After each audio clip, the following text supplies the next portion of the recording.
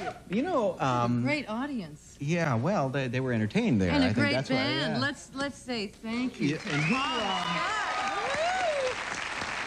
Yes, this is my wonderful pianist Joseph Joubert was playing the piano at Joseph, and I want to thank Lynn Scott, who sang a harmony. Tom's wife, Mrs. harmony. Tom Yes, Scott. we'll thank her as well. Thank And how about a big hand for our organist, Nancy Heffley. Nancy, nice going. We have to tell him what that song is. Yeah, we will.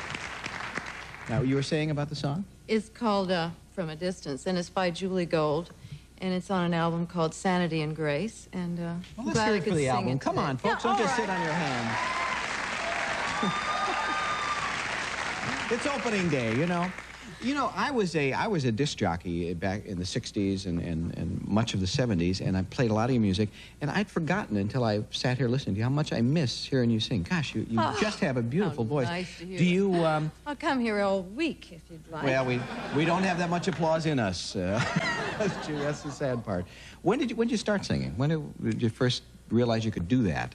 Well, my dad was in radio. In fact, when I was coming to the show, I was remembering that we used to drive down Santa Monica Boulevard and bring my dad to NBC, sorry, okay. To do the radio show, because he was in radio, and he was a disc jockey, too, in the Did early NBC days. ever get in the television business, or just stay in radio? They were just basically in radio. Is this your dad? That's my dad, and is that you? And that's me, Ooh. on the radio show. At about 11 years old, I think. Aww, isn't she cute? Yeah, he sounds like a fascinating guy. Little did she know. Yes, he was. He was an extraordinary man. He was very inspirational, my father. He was blind from about the age of 4, and he was one of those tough guys, you know, who said, I can do anything, and that's what he taught us, that we could do anything. Yeah. And we believed him, I think. Yeah, what would he do? Did he drive? Did someone tell me he drove? And that doesn't sound well, in right. the book I talk about, he had these crazy fraternity brothers. They used to get him behind the wheel of a Model T on the campus where he went to school in Idaho. And they'd have Charlie driving down the street, and that was the days of slower traffic, I guess, I hope. And people would say, oh, there goes Charlie, and oh, he can't see. People moved out of the way, huh? They moved very fast. Yeah. But he also did something. One of my oldest brother, Michael, and I are going to put a book of his letters together, because while I was working on this autobiography, I found a series of letters from 1937 when he went with one of these same crazy fraternity brothers to the Chicago Fair, and they rode the rails on the trains. Yeah. So he was extraordinary. Yeah, really. You know, one of my favorites of yours, and I guess of a lot of people, it would be Amazing Grace. From what year did you record that? God, that song's been so good to me. Yeah.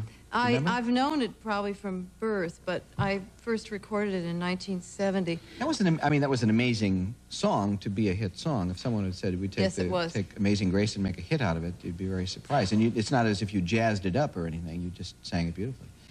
I had made I never thought about hits. I always thought about songs. I mean, nobody would have thought that Sending the Clowns would have become a hit either, or maybe someday soon. That had a rhythmic feeling to it. Ain't But Amazing no Grace. More with No Big Fat Woman. I wouldn't. Oh, that wasn't yours. One we discarded actually, just because we thought it might become a hit.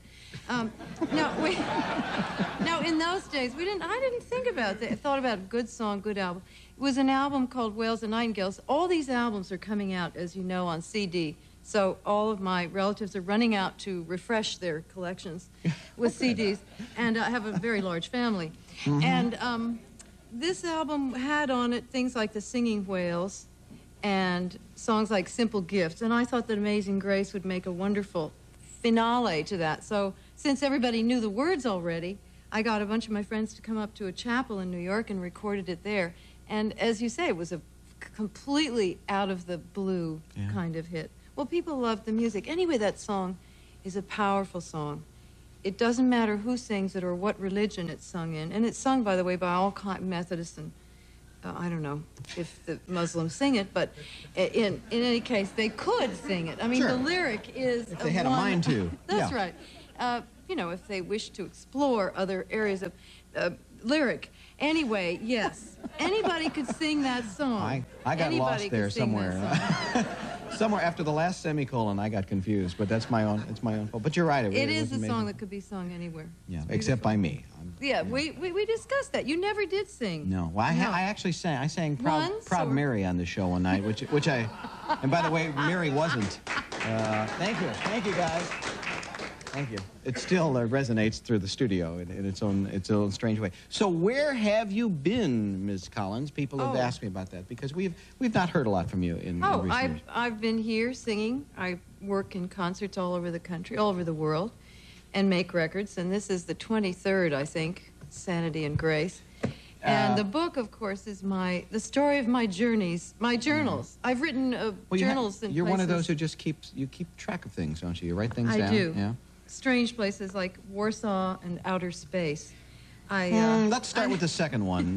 When were you in outer space? I've been to outer space occasionally, but not not in the traditional methods, and so that accounts for a lot of the time that you don't see me. But I do a lot of work, and Nancy, I do get ready on that singing. organ. I feel a charge. I feel a charge coming on. I'm sorry. I'm sorry. You were in outer space. No, you mean that metaphorically.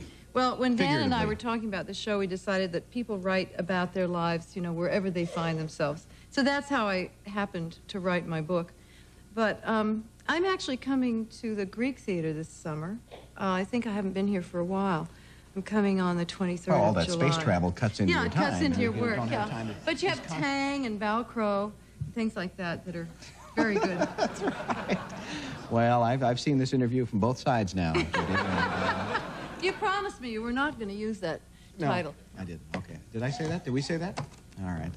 Well, anyway, good luck with the book, which is called Trust Your Heart. And seriously, it was great hearing you sing. Thanks it was a pleasure to be here. Judy Collins, loved folks. Stay right there if you can.